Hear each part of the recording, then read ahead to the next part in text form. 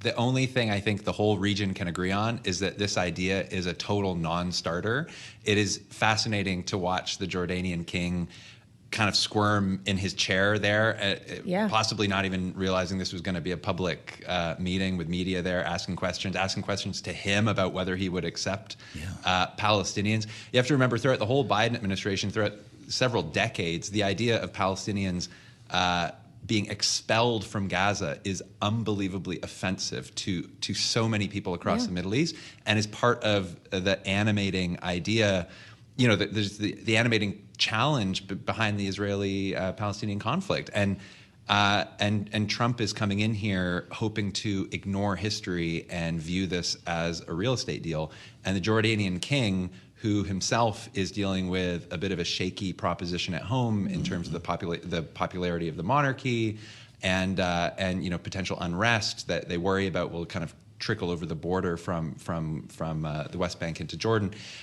There's huge concerns there about what being forced to take Palestinians out of Gaza, out of what they view as Palestine, and have them never come back. I mean, this is just it's for Jordanians, for Egyptians, this is not going to happen. And so it's very interesting to see how Trump is going to keep pushing this forward, what he hopes to get. Is it just to pressure Hamas into taking a deal?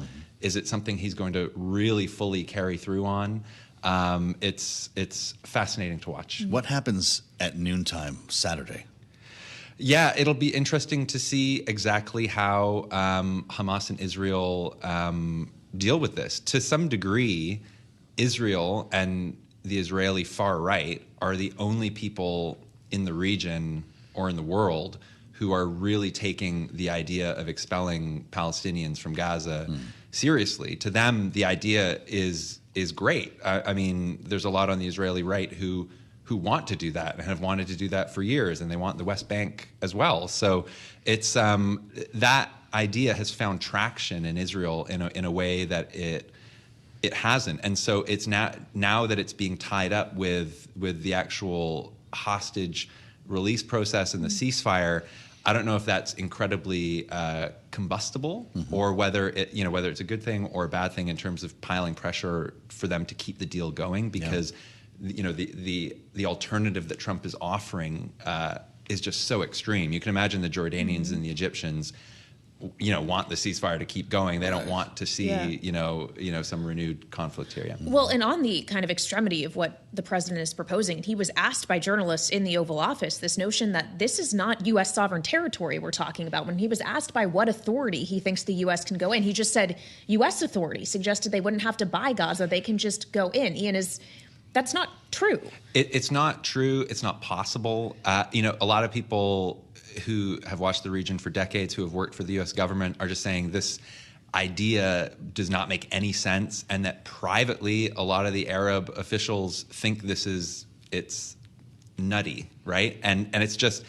So is it a question of if anyone would act to stop the U.S. trying to do this, if Donald Trump were really to send people over? Yeah, it's hard to see. It's hard to even fathom what that would look like, other than boots on the ground. And boots on the ground is something that a lot of people who voted for him, a lot of people in his Defense Department don't really want to see. And so it'll be interesting to see what that looks like. I mean, Gaza is largely rubble now. It is a very complicated, tragic situation. And again, the White House is selling this as outside the box thinking, and potentially, as the authors of the Abraham Accords that united parts of the region before in the last administration, maybe they have some track record thinking outside the box on this. But for many people who look at these issues seriously, it's hard to see how any of the logistics or mechanics or practicalities of this would work in any way at all.